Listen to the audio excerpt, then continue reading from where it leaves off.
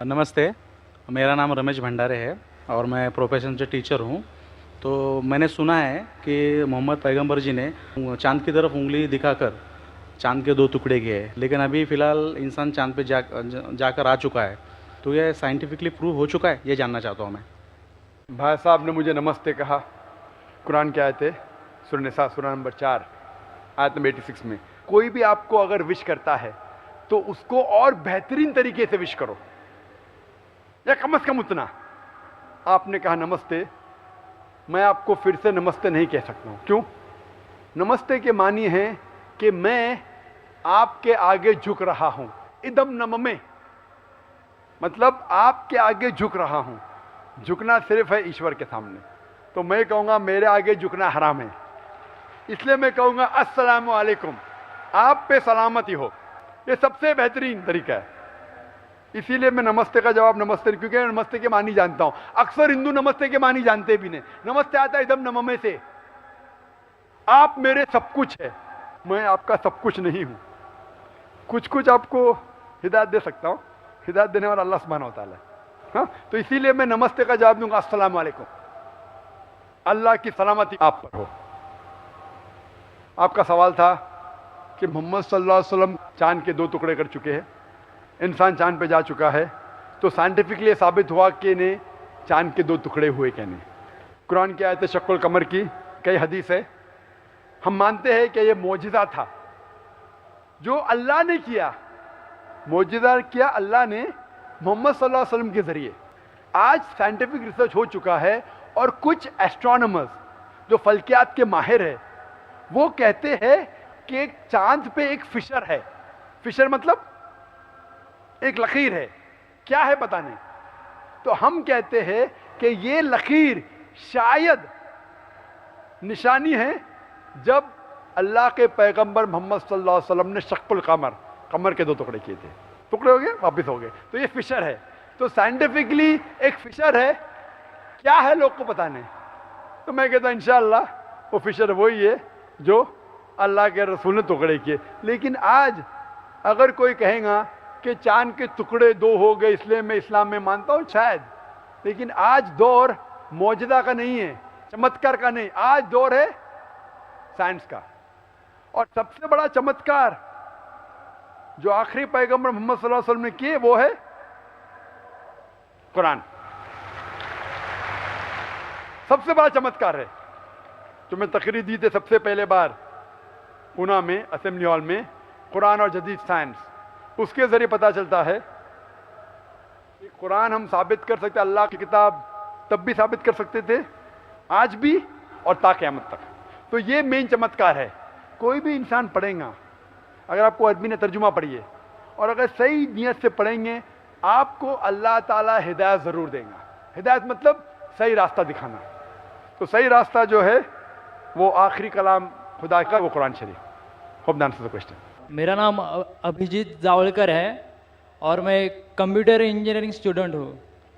Sir, मुझे आपसे ये पूछना है कि अगर कोई मुस्लिम कुरान के ऊपर हाथ रखकर कोई कसम खा ले तो क्या वो कसम वापस ले सकता है? भाई साहब ने पूछा है कि अगर कोई मुसलमान कुरान पे हाथ रख के कसम खाता है तो क्या वो कसम वापस ले सकता है कि नहीं। आम तौर पे कोई भी मुसलमान कसम खाता है, चाहे कुरान पे हाथ रखे या नहीं रखे, उसे वापस नहीं लेना चाहिए। अगर उसे पता चला वो कसम गलत चीज़ है, किसी को नुकसान पहुंचा रही है, तो वापस ले सकता है। तो एक मोमिन, एक मुसलमान अगर अपने ज़बान से कहता है, कसम खाता है या इंशाअल्लाह कहता है, उसका फ़र्ज़ हो जाता है कि उसके ऊपर अमल करे। कुरान पे हाथ रखना नहीं रखना ऐसा कुछ लिखा नहीं है। अगर उसे पता चलता है कि मैंने कुछ गलत चीज़ कह दिया हूँ और किसी का नुकसान होगा या शरीयत के खिलाफ है, कुरान के खिलाफ है, अल्लाह के रसूल के पैगाम के खिलाफ है, फिर उस कसम को तोड़ सकता है। लेकिन आम तौर पे अगर वो कुरान के खिलाफ नहीं है, मोहम्मद सल्लल्लाहु अलैहि वसल्लम के पैगामात के खिलाफ नहीं है, तो उसे अमल करना चाहिए। ऐसी कोई चीज़ नहीं कुरान के ऊपर। लेकिन अगर वो अल्लाह का नाम लेता है और कसम खाता है, आम तौर पे अल्लाह का नाम छोटी मोटी बात में नहीं लेना चाहिए, लेकिन अगर वो अल्लाह का नाम लेके कोई कसम खाता है, takes an oath in the name of Allah सुब्हानहू व तआला, फिर उसके ऊपर और लाजिम हो जाता है। और अगर वो उस कसम को पूरी न कर सके उसे कफारा देना पड़ता है, उसे जुर्माना देना पड़ता है। Hope that answers the question brother.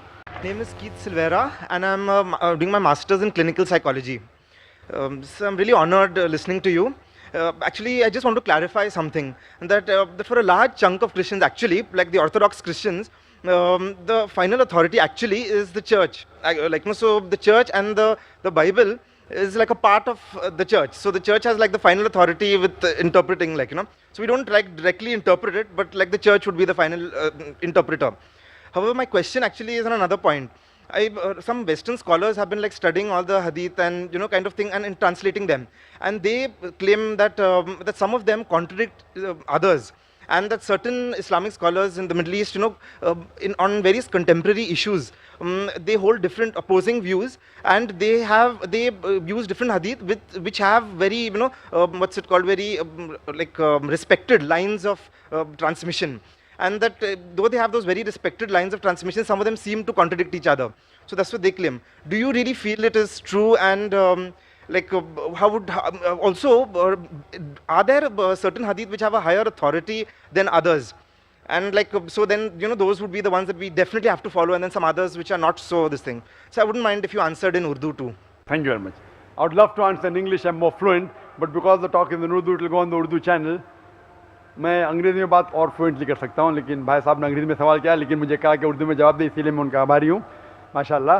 भाई साहब का मैं सवाल पहला तर्जुमा करूँगा, और मैं हमेशा करता हूँ। भाई साहब ने पूछा कि वो एक क्रिश्चियन है, और क्रिश्चियनिटी में बाइबल एक किताब है खुदा की तरफ से, लेकिन और इम्पोर्टेंस दिया जाता है चर्च को।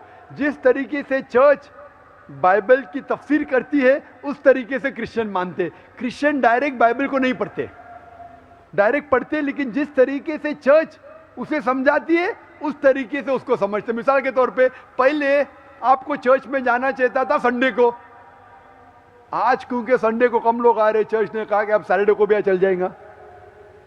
चर्च ने कहा। मैं ये पूछना चाहता हूँ, चर्च को क्या अथॉरिटी है कि खुदा के कलाम को बदले? इसीलिए ये सिर्फ क्रिश्चियनिटी में नहीं, अक्सर मज़हब में, इस्लाम के अलावा जितने दिगर मज़हब है, वही लोग ब्राह्मण कहते हैं आप वेद को मत पढ़ो, वेद को मैं पढ़ूंगा। आप जो हम कहते मानो, तो वो क्या कहते? शूद्रा, क्षत्रिय, वैश्य, आप वेद मत पढ़ो, हम पढ़ेंगे ब्राह्मण लोग। आप क्षत्रिय, आप जाके जंग करो। आप वैश्य, आप जाके धंधा करो, तिजारत करो। आप शूद्रा है, आप हमारे काम करो। आप अगर अच्छे काम करेंगे, अच्छे से हमारी खिदमत करेंगे, अगले जन्म में आप अच्छे बनेंगे। अभी अगला जन्म है क्या, बाद में मान दो, इस जन्म में तो उनको मिल गया है ना। आप अगर वेद पढ़ेंगे तो गुनाह है। ये कौन कह रहा है? ब्राह्मण।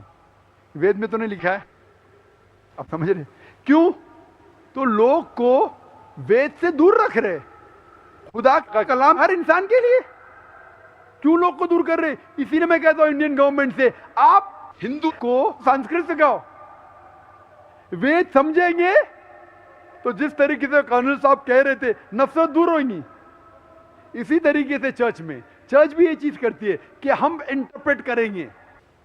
चर्च अभी है, बाइबल कब आई? हजारों साल पहले। But generally they say that kind of thing, the Bible is a book of the church kind of thing. Who's saying? So what is it Is called? the Bible saying that? Is the Bible saying the Bible is a book of the church? You show me any statement where Bible says Bible is a book of the church. Does it say? No.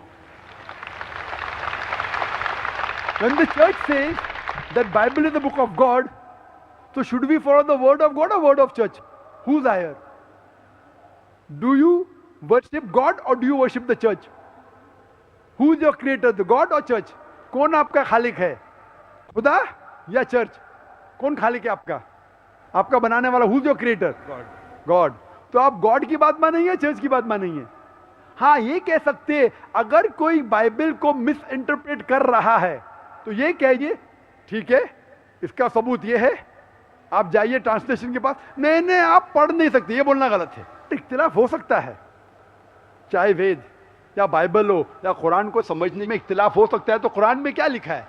Quran में लिखा हुआ है सूरह कमर में chapter number 54 verse number 22, verse number 32, verse number 40 और verse number 17 में लिखा है कि कुरान को समझना बहुत आसान है। वलक़द यस्सरनल कुरान लिज़िक्रि फ़हल मिन मुद्दकिर। हमने कुरान एक आसान बुक नाजिल किया आपके लिए, तो कौन इसके ऊपर अमल नहीं किए। लेकिन साथ में ये भी लिखा है सूरह नहल में सूरह नंबर 16 आयत नंबर 43 और सूरह अंबिया सूरह नंबर 21 आयत नंबर 7 में कि अगर आप नहीं समझ सके तो आप उस इंसान से पूछिए जो इल्म रखता है। मतलब अगर आप नहीं जानते तो आलिम से पूछे जो उस मैदान का इल्म रखता है। तो अगर कुछ इख्तिलाफ है, अगर साइंस के बारे में कुरान में लिखा है तो आप साइंटिस्ट से पूछिए, उसकी मदद ले सकते हैं। अगर कुछ चीज़ में इख्तिलाफ है तो उस चीज़ के लिए आप माहिर इंसान से पूछ सकते हैं। अगर नुज़ूल कुरान जानना चाहते हैं तो ऐसे ही शेख से पूछे जो दारुल उलूम जा चुका है। तो ये कहना कि चर्च अगर बाइबल को कॉन्ट्रडिक्ट नहीं करता है तो हम मानने को तैयार है। जब बाइबल में लिखा है 2 जमा 2 4 और चर्च कहते हैं 2 जमा 2 5, तो आप किस में मानेंगे, बाइबल या चर्च में? एक भी जगह पूरे बाइबल में बिना शुबा, बिना कोई शक के एक भी जुमला नहीं है जिसमें ईसा अलैहिस्सलाम खुद कहते हैं कि मैं खुदा हूं या मेरी इबादत करो, फिर भी चर्च कहती है कि ईसा अलैहिस्सलाम खुदा है। तो अब किस में मानेंगे, बाइबल में या? ईसा अलैहिस्सलाम खुद कहते हैं कि मैं अपने आप कुछ भी नहीं कर सकता हूं, चर्च कहता है कि वो खुदा है। तो अब किसकी बात मानेंगे? अगर मैं बाइबल को मिस इंटरप्रेट करता हूं बताइए, जाकिर आप गलत है। बाइबल में ये हवाला दीजिए, मैथ्यू में, ल्यूक में लिखा है कि ईसा अलैहिस्सलाम खुद कहते मैं खुदा हूं, एक भी नहीं जुमला है। ये मेरा चैलेंज है। जब मैं चैलेंज कर रहा हूं दुनिया में करोड़ों लोग के सामने, मैं डिबेट कर चुका हूं अमेरिका में, यूके में, हिंदुस्तान में, कई टॉप स्कॉलर्स से, वो जब साबित नहीं कर सके फिर भी आप बोलते चर्च की बात मानो। How would you interpret? अभी मैं आता हूं आपके सवाल के ऊपर, मैं सवाल पे आपके आता हूं हदीस के बारे में। So no, sir, that I just want to verify. How would you interpret the part in 1 Corinthians where it says that the church is the pillar and bulwark of the truth? 1 Corinthian में लिखा है कि church is the truth and The pillar and bulwark of the truth. Bulwark of the truth. Corinthian किसने लिखा है? किसने लिखा है कोरिन्थियन? Saint Paul. हाँ, Saint Paul. सेंट पॉल, खुदा ने नहीं। बिल्कुल सही। तो मैं ये कहता हूं कि वो जुमला बताओ जो ईसा अलैहिस्सलाम ने लिखा है। हम मानते हैं कि इंजील अल्लाह की वही है, ईसा अलैहिस्सलाम के जरिए नाजिल की गई। कोरिन्थियंस तो पॉल की, हम पॉल में माने या ईसा अलैहिस्सलाम में माने?